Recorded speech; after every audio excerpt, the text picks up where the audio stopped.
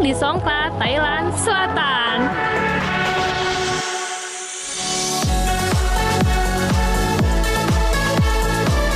Negara kerajaan Thai Buddhis yang hidup dengan harmoni kekayaan budaya. Melihat lebih dekat sejarah dan kegiatan komunitas Muslim yang telah ada sejak ratusan tahun silam.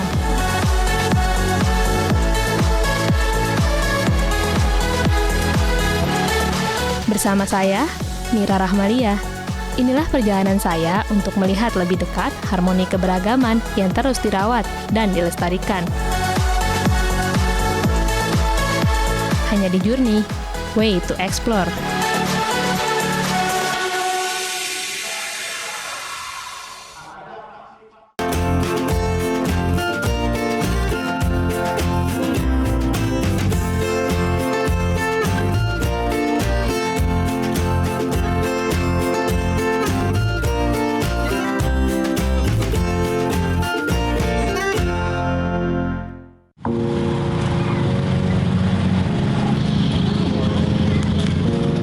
Thailand dikenal sebagai negara dengan mayoritas penduduknya menganut ajaran Buddhis. Namun, jika travelers mengunjungi wilayah Thailand Selatan, Anda akan menemui pemandangan berbeda. Salah satunya di wilayah Pattani. Di sini, travelers akan banyak berjumpa dengan penduduk etnis Melayu yang sebagian besar beragama Islam. Beberapa dari mereka juga masih menggunakan bahasa Melayu, bahasa tradisional masyarakat Pattani. Jika membaca sedikit sejarah Thailand, khususnya wilayah Thailand Selatan, dikatakan bahwa 3 provinsi di wilayah ini, yakni Yala, Narathiwat, dan Pattani, dulunya merupakan bagian dari Kesultanan Pattani, salah satu kerajaan Islam tertua di Semenanjung Malaya.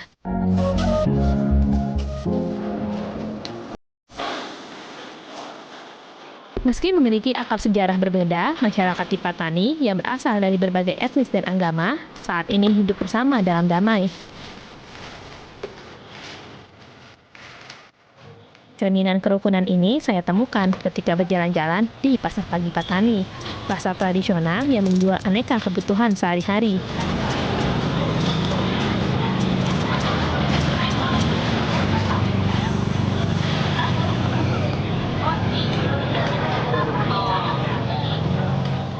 Tak jauh dari lokasi Pasar Pagi Pattani, ada warung sederhana yang cukup ramai dipadati pengunjung.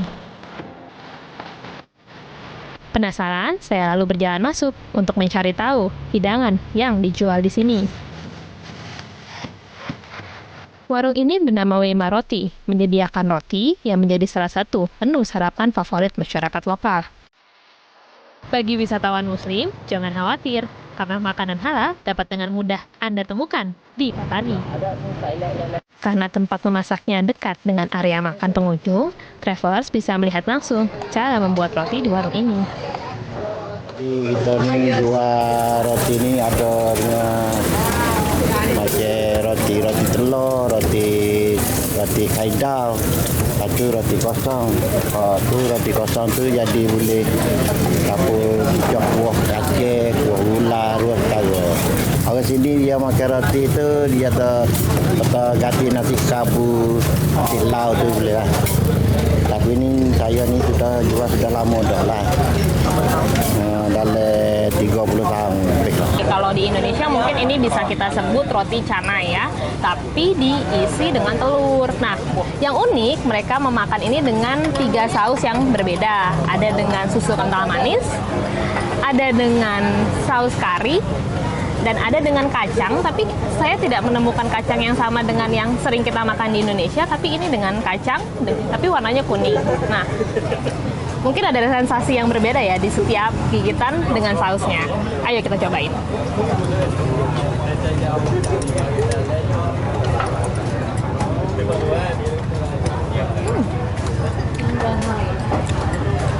Kalau pakai susu kental manis ini rasanya gurih dari telur, tapi ada rasa manisnya, jadi manis gurih.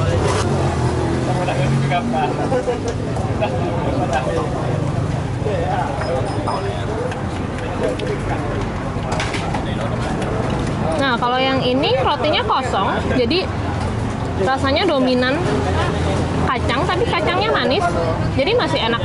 Ini di mana nyedot? Pakai saus kari yang gurih.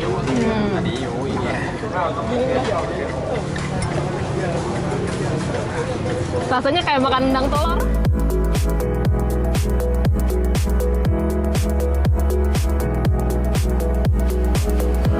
Harmoni hidup masyarakat Patani juga bisa kita temui di malam hari.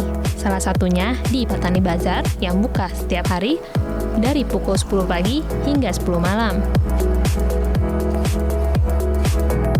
Produk yang dijual di sini berasal dari pedagang lokal yang diharapkan dapat turut membantu pertumbuhan ekonomi Provinsi Patani. Traveler, saya saat ini sudah berada di Patani Bazar. Nah, kalau di Indonesia, Patani Bazar ini semacam pasar malam yang menjual berbagai aneka ragam makanan, minuman, aksesoris, baju-baju. Nah, pada kesempatan kali ini saya mau jalan-jalan di Patani Bazar sambil mencari pengganti tas saya nih yang sudah rusak. Kira-kira ada nggak ya, Travelers? Ikuti perjalanan saya yuk!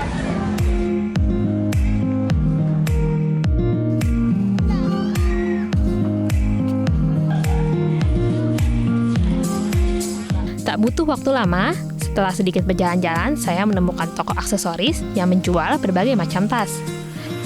Harga yang ditawarkan bervariasi. Travelers bisa memilih sesuai kebutuhan dan budget yang dimiliki ya.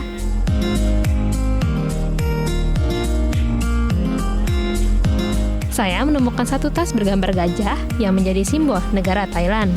Sebelum membeli, jangan lupa dicek dulu ya Travelers untuk memastikan tidak ada kerusakan di barang yang Travelers pilih. Meski terbatas, beberapa pedagang di sini bisa berbahasa Inggris ataupun Melayu, memudahkan wisatawan yang sedang berkunjung dan ingin berbelanja di tempat ini. Nah, kalau Travelers sudah selesai memilih, Travelers bisa langsung bertransaksi menggunakan baht, mata uang negara Thailand. Thank you! Travelers, saya sekarang udah dapat tasnya untuk mengganti tas saya yang rusak di salah satu toko di Patani Bazar. Harganya 200 baht atau kalau dalam rupiah sekitar 88.000. Tasnya cukup bagus, ada gambar gajahnya, lucu banget.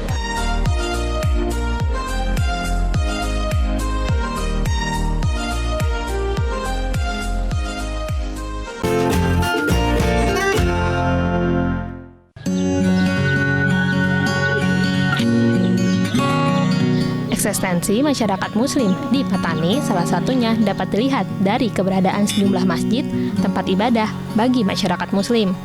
Masjid-masjid yang telah cukup lama berdiri di wilayah Thailand Selatan menandakan akar sejarah yang kuat dari komunitas Muslim yang hidup dan tinggal di tempat ini. Halo Travelers, saya sekarang sudah berada di salah satu masjid, namanya Masjid Najmuddin di kampung Bakualanga di wilayah Saikhok, Kopko Patani, masih di Thailand. Nah, Travelers, selain bangunannya yang memiliki keunikan tersendiri karena berumur cukup tua dan dibangun secara bersama-sama oleh komunitas masyarakat Buddha dan komunitas masyarakat Muslim yang banyak tinggal di wilayah ini. Nah, selain bangunan masjidnya yang cukup unik, masjid ini juga memiliki koleksi Al-Quran yang sudah cukup tua umurnya. Bahkan banyak yang bilang usianya sudah 900 tahun. Nah, mau lihat? Yuk!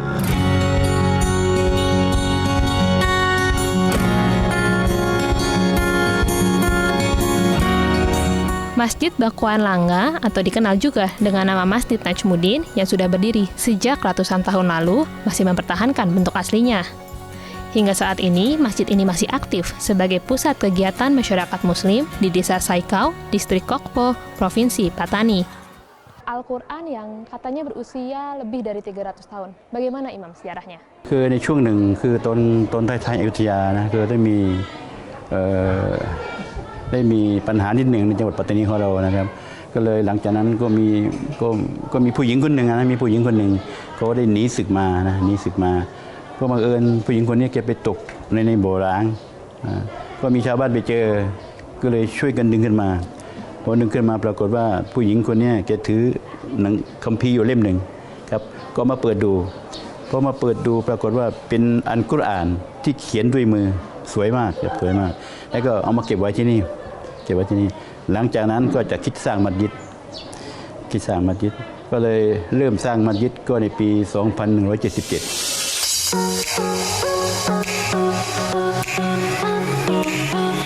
2177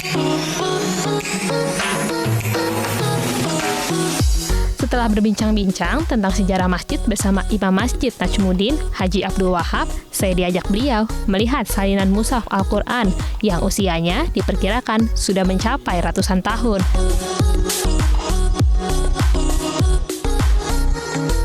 Al-Quran ini disimpan di lemari khusus untuk menjaga keaslian dan kelangsungannya. Wisatawan yang ingin melihat langsung mushaf Al-Quran ini harus secara khusus meminta izin kepada imam. Mushaf Al-Quran ini ditulis di atas serat kayu yang dilapisi oleh kulit kambing. Meski ditulis lebih dari 3 abad yang lalu, setiap hurufnya masih dapat terbaca, walaupun ada beberapa ayat dan tanda baca yang hilang. Bagi pengunjung yang tidak diizinkan melihat secara langsung, dapat melihat salinan mushaf Al-Quran yang sengaja disiapkan pengurus masjid.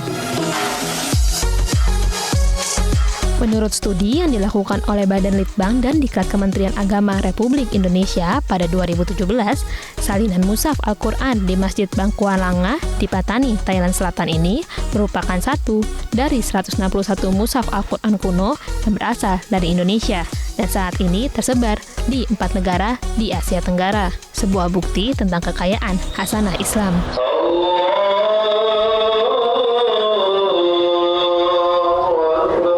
Di kota Patani, travelers juga bisa melihat Patani Central Mosque atau Masjid Jami Al-Fatani, salah satu landmark kota kebanggaan masyarakat Patani.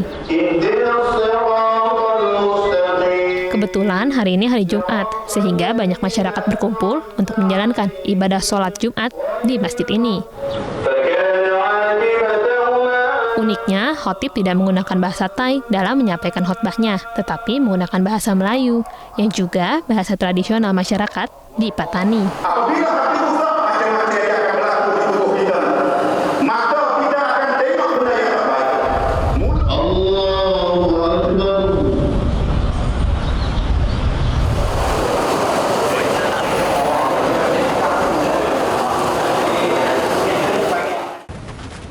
Travelers, setelah tadi saya berjalan-jalan di kota Patani, saya melihat salah satu masjid yang cukup besar di wilayah kota Patani. Nah, masjidnya bernama Masjid Jami Al-Fatani. Nah, barusan tadi juga ada kegiatan sholat Jumat yang cukup ramai. Yuk kita lihat dalamnya masjidnya kayak apa ya. Dikutip dari situs resmi pariwisata Thailand, Patani Central Mosque atau Masjid Jami Al-Fatani dibangun pada 1954. Arsitekturnya memiliki banyak kesamaan dengan salah satu situs keajaiban dunia, yakni Taj Mahal, sehingga masjid ini juga dikenal sebagai Taj Mahal dari Thailand. Memasuki masjid, pengunjung akan menemukan ruang sholat yang luas dengan tulisan ayat suci Al-Quran di dinding sebelah kanan dan kirinya. Mihrab sebagai penanda kiblat terdiri dari lekukan setengah lingkaran yang cantik dengan nafas Allah dan Muhammad di sebelah kanan dan kirinya, yang juga dilengkapi dengan mimbar yang berfungsi sebagai tempat khotib untuk menyampaikan khotbahnya.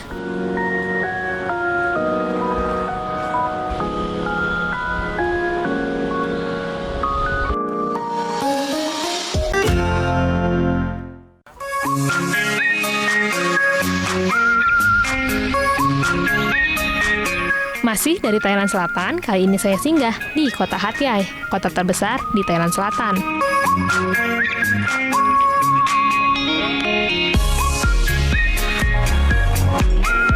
Ini adalah patung Prabuddha Mongkol Maharaj, salah satu tempat pemujaan bagi umat Buddha yang terletak di Hat Yai Municipal Park.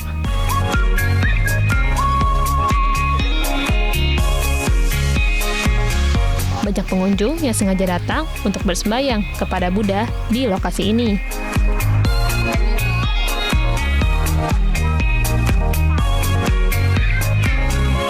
Di sebelah kanan pintu masuk, wisatawan dapat menemukan kios penjual perlengkapan sembahyang untuk memudahkan masyarakat maupun wisatawan yang ingin beribadah.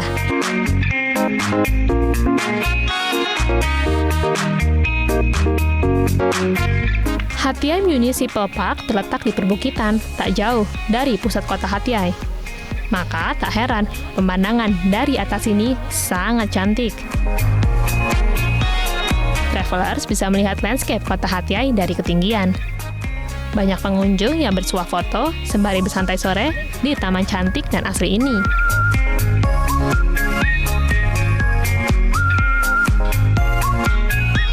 Selain pengunjung, banyak juga masyarakat setempat yang menggunakan baju olahraga sedang beristirahat di tempat ini.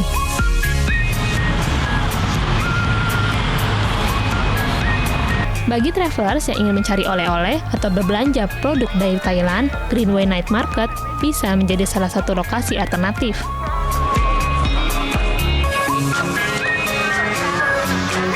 Buka mulai jam 5 sore hingga pukul 10 malam. Beragam jenis busana pria ataupun wanita, aksesoris, kosmetik, hingga mainan anak-anak tersedia dengan harga bervariasi dan serunya, harganya masih bisa ditawar. Fasilitas di sini juga terbilang lengkap, mulai dari tempat parkir, area bermain anak, toilet yang luas dan bersih, serta pusat kuliner bernama Greenway Food Station.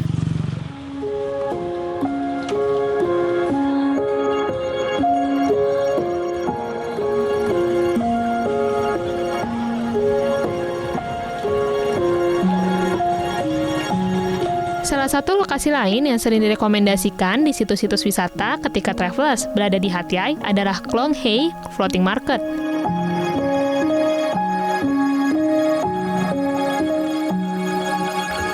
Namun, saya datang di waktu yang kurang tepat karena floating market di sini sedang dalam proses renovasi. Klong Hei Floating Market menawarkan konsep yang lebih sederhana dan tradisional. Cocok bagi travelers yang ingin merasakan suasana khas Thailand.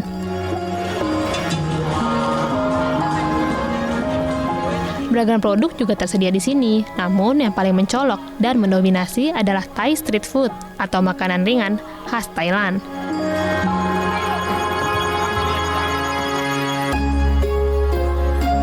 Makanan yang ditawarkan cukup bervariasi, mulai dari makanan manis, gurih, pedas, ataupun minuman manis tersedia di sini.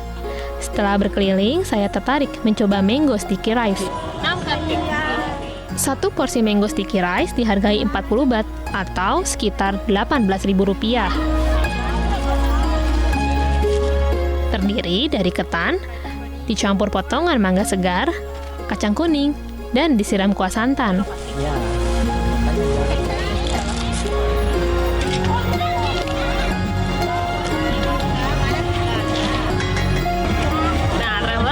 Habis jajan mango sticky rice, jajanan yang sempat populer di Indonesia kemarin. Nah, coba kita rasakan rasa aslinya langsung dari Thailand.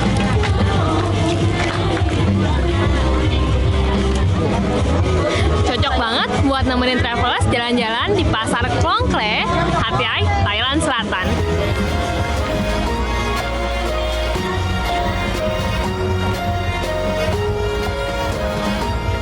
Perjalanan saya menyusuri Thailand Selatan sungguh lengkap. Melihat harmoni keberagaman yang hidup saling berdampingan selama ratusan tahun yang masih dan akan terus dijaga. Sebuah bukti kekayaan budaya Asia.